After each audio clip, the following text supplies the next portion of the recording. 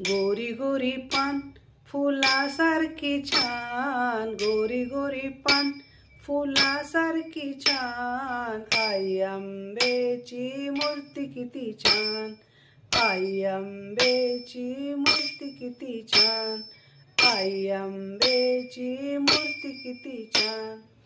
आईला नेसायला हिरवी हिरवी साडी, हिरव्या हिरव्या साडीला लाल लाल चोळी, हिरव्या हिरव्या साडीला लाल लाल चोळी.